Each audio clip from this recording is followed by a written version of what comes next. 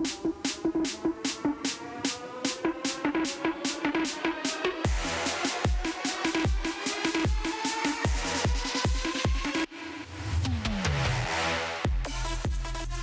we're back to the SportsMax zone, and we're continuing to talk cricket here. The 2024 season of the West Indies CG United Super50 Cup set to bowl off on Tuesday in Trinidad and Tobago. The defending champions, TNT, Red Force, they'll be up against the combined campuses and colleges at the Sir Frank Worrell Memorial Ground, while Guyana Harpy Eagles and the Windward Islands Volcanoes will do battle at the Brian Lara Cricket Academy to close out Tuesday's matches.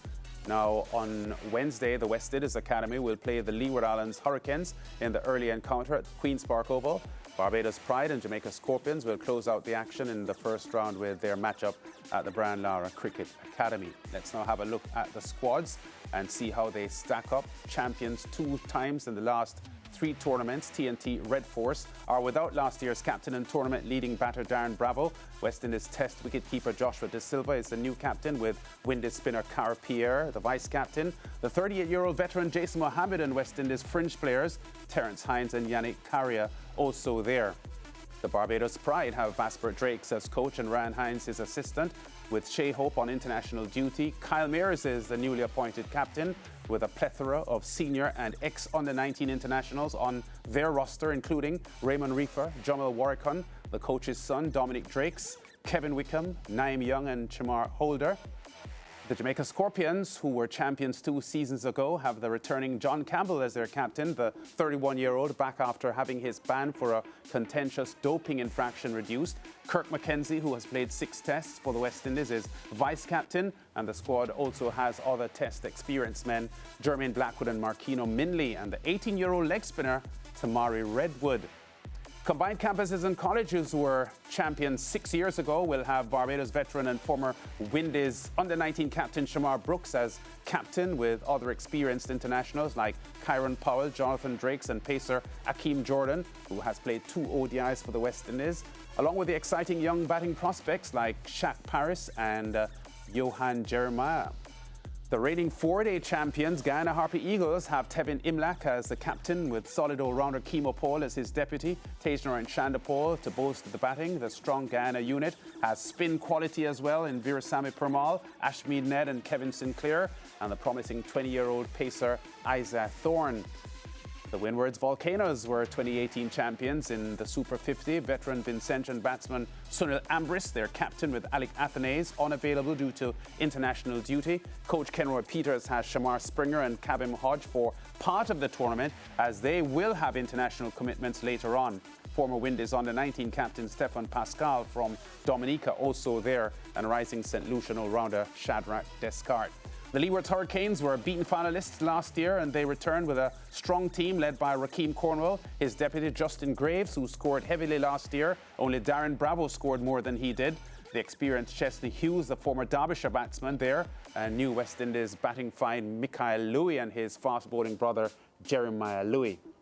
And the Academy squad, as you would expect, with promising youngsters like ex-West Indies under-19 captain Akeem Auguste, Teddy Bishop, and exciting pacers Nathan Edward from St. Martin, and the St. Lucian McKenny Clark, and talented Barbadian spinner Joshua Bishop. Nikhil Uttamchandani is still with us to look ahead to the Super50. The defending champions TNT are immediately in action, Nikhil, and this tournament going on while the West Indies seniors will be up against England in white ball cricket. How excited are you about this tournament, and can TNT successfully defend their title? Lance, I think every time the Super50 comes around, I always am excited because it is a tournament that's televised around the region. It's a chance to see so many of our young talent. And I think with the advent of having teams like CCC and the emerging players who did very well last season, I think that makes it even more exciting to see what's next and who's sort of next. So, look, very important series and tournament for the West Indies. I like that the bonus point system is back with a few tweaks, and it's a very important bonus point system as well. So really looking forward to seeing the improvements, and hopefully things that we are struggling with at the international level can be rectified in a way during this Super50 tournament. Yeah, not too long ago, Nikhil, back in 2019, a West Indies emerging team had won this title.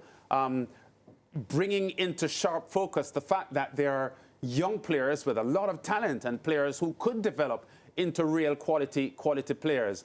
Having said that, who are the players that you would be looking at as rookies, new players, rising players, late teens, early 20s, that you think can surface here in this tournament? Yeah, well, let's not forget that the emerging team were 1 point away from making the playoffs last year. Guyana just edged them in the end. I thought they were really impressive at times. And a few of those players like Naeem Young and Matthew Ford, etc., have moved on out of the academy. And I think the ones that remain, so Akeem Ogis, Teddy Bishop, who got 94, it was against CCC last year, and a very impressive knock. Calvin Pittman, who has been talked about in the CPL and has that bit of extra pace. And then there's a Joshua Bishop. I'm expecting those players to have big tournaments because they've been here, they're used to sort of the moment. But there are a few in that team, like Azisha Motara from Barbados, a leg spinner who's 17 years old, has been netballing during the World Cup, netballing recently in the CPL, and is quite talked about. Nathan Edward, we saw his ability at the CPL as well. So I think they're always a team that play fearless cricket. They're always a team that probably perform better than expected because of that fearless element, because there's a hint of unknown and uncertainty around them. And I hope that they can come out with a similar brand. I like the selections in this year's academy. Let's remember that they're also permanently living in Antigua, so they're spending a lot of time together.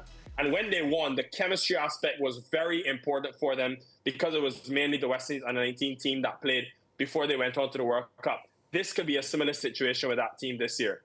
Yeah, looking forward to see, Nikhil, how they gel as a unit and, of course, how they go about their duties for this regional Super 50. One of the teams that, continues to stand out, defending champions, of course, Trinidad and Tobago. They are without a lot of their players that assisted them in winning the title last season, 6 of them to be exact. So now Joshua Da Silva assumes captaincy. There's no Darren Bravo. Lance said in his opening, he was the top run scorer last year. No Shannon Gabriel, no Sunil Narain. So a lot of the key pieces are missing. When you look at this team on paper, what's your assessment? I think this will be a transitionary season for them, Mariah. I'm not saying that they can't win or challenge for the title. But when I think about Trinidad in the past years, and obviously Narain is so important. Akil Hossain was very good for them last year. In the tournament, I think the batting has been so structured around Bravo, who's been very consistent season after season. So biggest thing for them will be to find someone in that top order who can get 300-400 runs for them consistently at the top of the order. And it's probably a transition that needed to happen, where you expose some of your younger talent. Amir Jangu had a very good red ball season. They've got Isaiah Raja back in the squad. They need to find others now in Trinidad who can get that consistency of runs. They still have the experience of a Jason Mohammed there, but I'll be looking to guys like Jangu, to Joshua Da Silva, who wants to sort of make a case for a West Indies white ball place as captain, managing that expectation, but also trying to get runs consistently. So, yeah, without Puran, without Bravo, without those guys, who else can step up? That will be the key, but I expect this to be almost a transitionary season for them. Yeah, and when I look at the different captains that have been named, different names, players that have not, you would not think that they'd be named captain or, just different from what we're accustomed to the West Indies setup. Any surprises for you when you saw the squad? Well, the first one was John Campbell. I mean, I had been following the Jamaican trials, and I know he got 100 in one of the games. Right. But I didn't expect to come back in and captain. But I think it speaks to his ability. He's always been very good, a very good white ball player. Let's not forget, he's got that 100 in Ireland a couple of years ago. I was quite surprised that they gave Mackenzie the vice captaincy as well, given his age, and given someone like Blackwood was in the squad. But it could easily have been a case of Blackwood maybe not wanting the captaincy. But good to see him back into the West Indies setup. We saw what he was capable of doing in his time playing Test cricket. And hopefully this can be, a successful season for him and the Scorpions. Yeah, and one of the teams that look really exciting on paper would have to be the Guyana Happy Eagles, because they have a Shirfain Rutherford coming off a good West Indies season against Sri Lanka.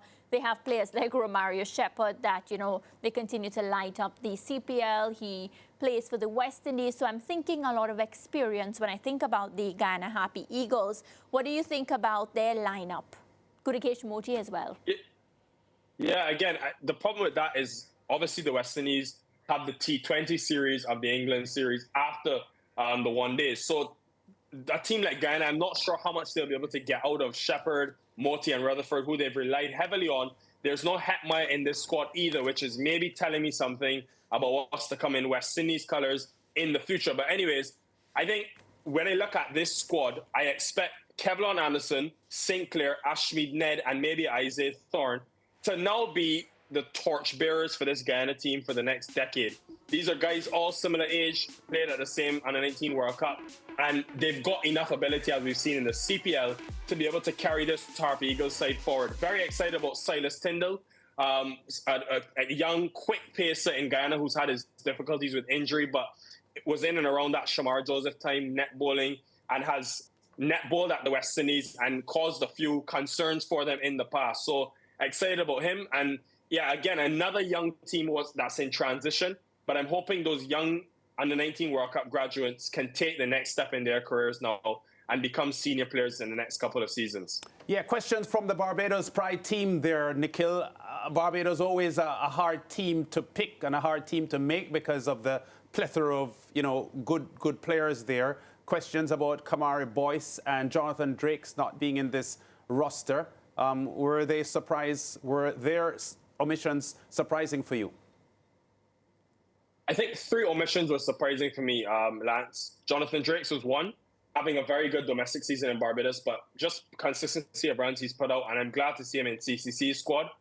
Akeem Jordan, who recently played one-day international cricket for the West Indies in the UAE last year, and Roshan Primus. Now, I know, obviously, Primus has had his difficulties with fitness, but let's not forget that 2 seasons ago, he scored a blistering 100 in the semi-final against Trinidad, and it was a serious inning.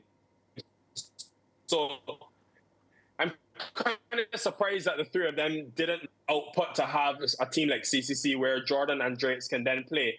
And still, Akeem Jordan's best year in the Super 50 history has come for that CCC side when they won. I think it was 19 wickets he took to help them win the tournament. So, yeah, excited to see those guys, and I'm hoping they'll have a bit of extra chip on their shoulder and a point to prove, because that CCC team, I think, this season could be dangerous, Lance, when I look at the blend of experience.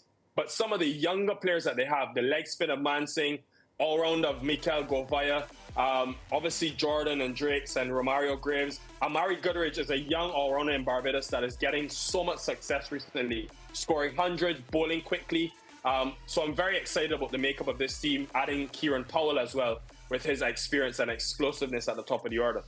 Yeah, I see where the Volcanoes have gone for Sunil Ambrist, the veteran batsman, to lead their unit. Several players there who are consistently good in the Windward Islands tournament that they have there annually. Your thoughts on their squad? Again, team missing senior players. No Athenaeus, no Charles, no Fletcher, guys who all played for them last year. I think a lot will come down to their spin. Someone like a Darryl Cyrus who did well last year with his leg spin. Shamar Springer, I expect to be quite good for them. But they're going to need runs. That was their problem last year. And they're going to need someone at the top order when Kevin Hodge departs to be able to fill that void of him and Athenaeus. Yeah, and overall, who would you consider to be favourites to win this tournament? I think the Leeward Islands are up there again, Lance. When I look at the makeup of their team now, and then the fact that they'll likely add Hayden Walsh, Joel Andrew, and Casey Carty when the one-day international portion of the series is finished, with Justin Graves, who has scored 400-plus runs last year, Cornwall and Jamar Hamilton, who have been staples now in that Leeward side. They have experience. They've got a good mix in their bowling lineup, missing Alzari Joseph, but they've got the pace of Thomas, quality spin, as we've seen last couple of seasons. And then with Mikael Louis coming in, I think there's enough batting pedigree in there for them to be a team to challenge. I think they can't look past the Pride either, with 5 players who are playing for the West Indies and a young, exciting group, a couple of new faces under Kyle Mears as well. I think those 2 teams I've got my eye on early. Yeah, Queen's Park Oval and Sir Frank Worrell Centre and the Brian Lara Academy, the venues to be used there. How much do you think the pitch conditions at those venues will impact the flow of the tournament? It always has a big part to play, Lance. I think Queen's Park, as last year, if I remember correctly, it was quite good for batting. Yui Spet is very good for batting. And then the Brian Lara Cricket Academy, we know will turn. So teams have to plan. Again, spin will come into the game because of the amount of games that you play during this tournament, the quick turnaround time, and then sometimes the rain. So it's going to challenge the West Indian players to get runs against spin, which again, we just spoke about a problem at the senior level. But I'm also looking at teams to get hundreds. No team last year had more than 2 individual hundreds. And we just discussed it's a problem at the West Indies level. So can one guy come into this tournament and get 2 or 3 hundreds by himself, knowing that there's Bangladesh coming up, knowing that from now until the World Cup, there are 10 one-day international series. There's opportunities here for batters, for leg spinners. You talk about Redwood, Abhijay Mansingh, Zishan Mortara. Darren Sammy's made it very clear he wants a leg spinner in his white ball squad. So there's huge opportunities here for players in this year's Regional Super 50 Cup. Yeah, and all of the players will know that, they have to make a statement if they want to try to even knock on the West Indies senior team's door. What we forgot to talk about, Nikhil, the most important thing would be the increased prize money. All of these teams will be looking at that $100,000 and hoping that they can benefit from it. Definitely. I think it was a massively talked about concept in the red ball tournament where I think it's 250,000, but I could be wrong about that. But the fact is that it's increased prize money. So there's added incentive. And I think regardless, every team wants to win the Regional Super 50. This is just a bit of icing on the cake. And guys work hard, they train hard. It takes a lot to win a tournament like the Super 50. So if they do go on to win it, it's totally deserved. And I think you'll have 8 teams battling, playing some hard cricket. And, I mean, may the best team win. Yeah, okay, Nikhil, we're going to leave it there. Always a pleasure talking to you on the SportsMax Zone. Enjoy your time in Antigua, and I hope the West Indies cricketers give you a pleasurable time there in the combox. Cheers, Lance and Mariah. Thanks very much. Okay, great. And I just want to say very quickly before we go to break, Mariah, that Nikhil Uttamchandani's performance on the international stage as a commentator has been extraordinary. And I want to point to the fact that as a Barbadian, and you grow up in the culture of how cricket is looked at there, with a Tony Cozier being sort of the standard, it's natural that you're going to have quality coming out of the country. I think Tony Cozier is the greatest cricket broadcaster stroke journalist that I've ever seen in my lifetime. And it's not surprising to me that a talent like Nikhil can be coming out of the country where Tony Cozier is from, in the same way that Jamaicans produce Olympic champions because of the history of the sport, Bahamians producing Olympic champions because of the forerunners. And I just want to say how proud we are of Nikhil and the work that he's doing as a commentator. He told us a couple of weeks ago that it's a passion for him, and he's really brilliant, extraordinary talent. Yeah, and I know it will mean a lot to him coming from you, so I hope he's still logged in and he can hear this. Yeah, well, I hope so too. We go to break. We'll be back with more on the SportsMax Zone after this.